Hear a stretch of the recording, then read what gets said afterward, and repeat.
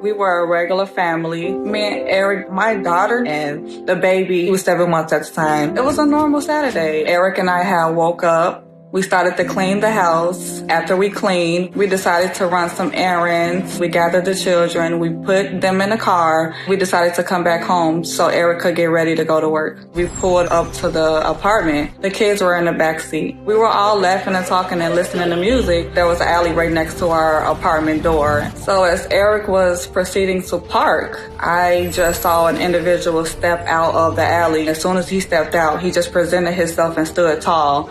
And then instantly his hand rose up and then a gun appeared. He just started shooting. We didn't have time to scream, run, talk. The shooter shot up the car over 16 times. I immediately tried to jump in the backseat to cover my children. All I heard was windows breaking, glass shattering, kids screaming, just pow, pow, pow, and it would not stop. As the bullets were going, I was just like in my head, why? And trying to cover my kids and then thinking about what was Eric doing. I began to see blood in my lap and I didn't understand why there was blood in my lap. I was shot 3 times. I was shot in my face and half of my face was hanging. And I was shot in my behind, hit my private area and came out my other leg. And then my thumb, I didn't know I was shot as many times as I was.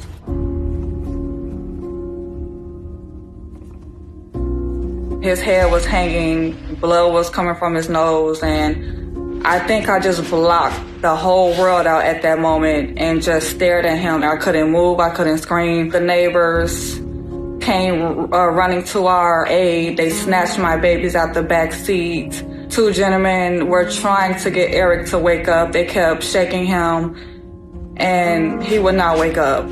I was in a state of shock, just watching everybody and everything. The police and the ambulance came immediately. I basically saw him take his last breath right in front of me. I was in the hospital for 14 days and I cried every day. I had to have multiple surgeries. I couldn't talk because my mouth was wired shut. I have a bullet still lodged in my thumb. Me and the children did get counseling right after the incident. We had our breakdowns, and me being a single mom, we just decided to just talk and express our feelings. Words can't explain the pain that a mother sees in her kids' eyes and how they fall to the ground and know that daddy isn't going to be here no more. A couple months afterwards, the police and the detectives were trying their best to get people to talk, but I was tired of sitting and nothing was happening. I just got up and printed out flyers, asking the neighborhood. Someone did text me his Facebook information and I was able to say, yes, that's him. I identified him, but can someone give me an answer as to why? Was there an argument? Did anybody know anything that was going on?